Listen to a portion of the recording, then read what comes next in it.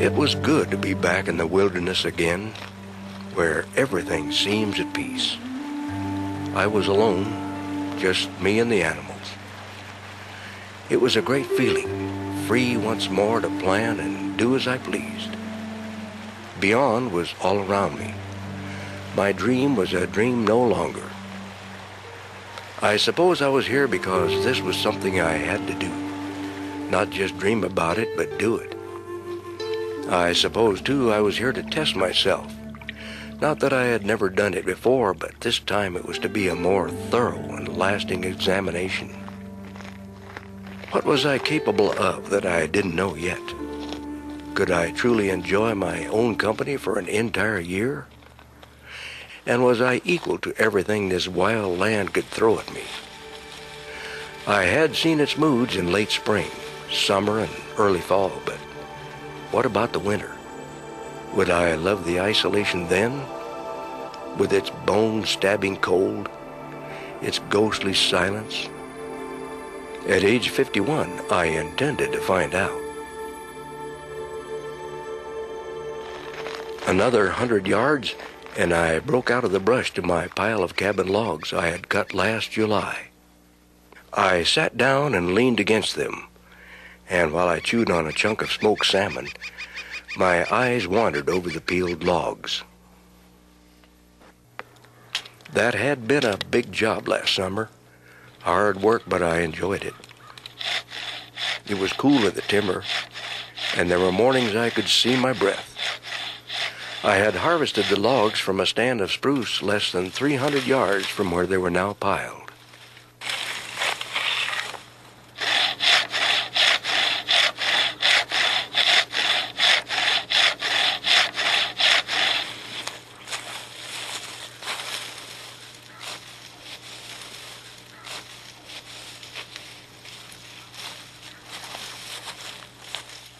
The logs were a great deal lighter now than they were then, and could be handled easily enough.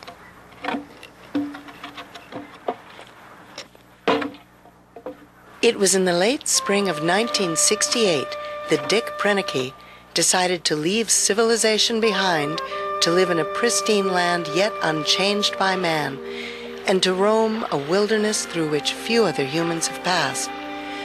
While carving out a new life in this remote valley known as Twin Lakes, Dick would not only keep daily journals, but would film his Alaskan odyssey with the help of a tripod-mounted camera. It was time to be moving on. I was anxious to get to Spike's cabin to see if it was the way I had left it last September.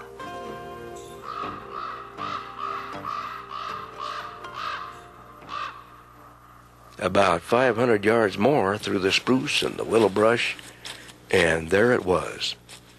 Its weather-grade moose antlers spreading just below the peak of the roof, a tin can on its stovepipe, and its windows were boarded up. The cabin had everything needed to set up housekeeping until my own cabin was completed. A good stove, 2 bunks, and a roof that didn't leak. I carved a mallet head out of a spruce chunk, augered a hole in it, and fitted a handle to it. This would be a useful pounding tool, and I hadn't had to pack it in either.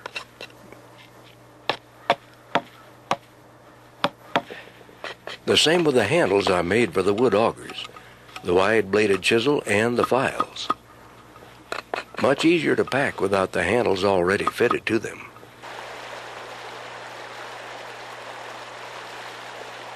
I cleared the brush and hauled up beach gravel and spread it to a depth of several inches over an area roughly 20 feet by 20 feet.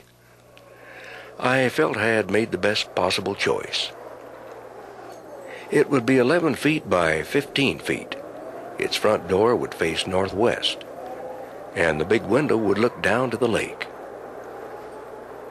A pile of logs. Which ones to start with?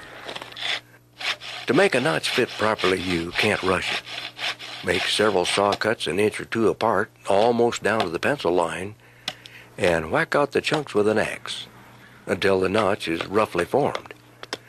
Then comes the finish work, the careful custom fit. I have just the tool for the job.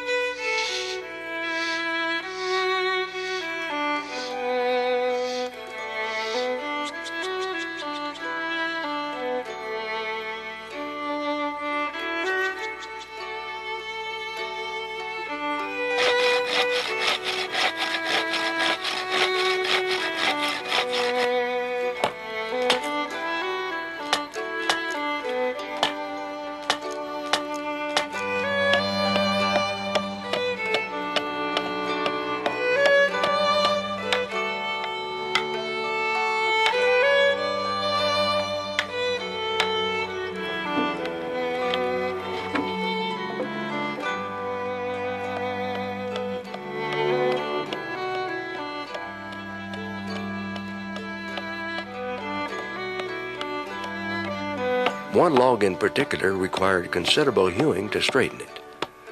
I must say white spruce works up nicely with an axe and draw knife.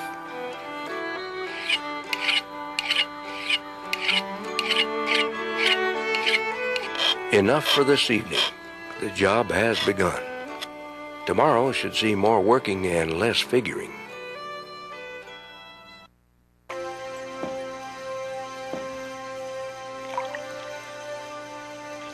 I glided silently along over a different pathway.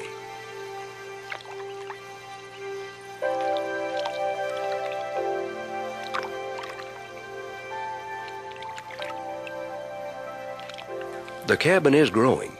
28 logs are in place. 44 should do it, except for the gable ends and the roof logs.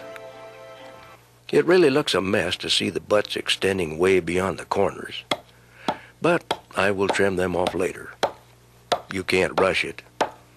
I don't want these logs looking as though a Boy Scout was turned loose on them with a dull hatchet.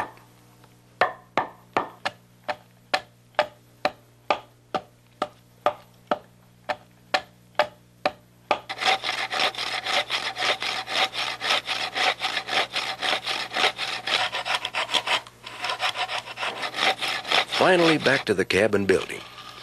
I'm a better builder than I am a farmer anyway. 38 logs are in place and I'm almost ready for the eave logs. I cut the openings for the big window, the two smaller ones, and the opening for the door.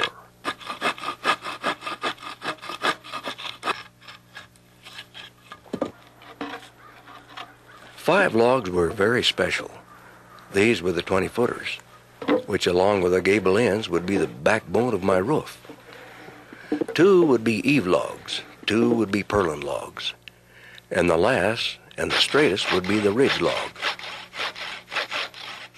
As it stands now, the cabin looks as though logs are sticking out all over it, like the quills of a riled porcupine. I woke up this morning surprised to see 4 inches of snow on the ground. Looks like I finished my fireplace just in time. It's a frosty morning at 23 degrees, 35 degrees in my cooler box, and the lake water at 42 degrees. But the pressure is off. The fireplace is built, and what little there is yet to do can be done regardless of the weather.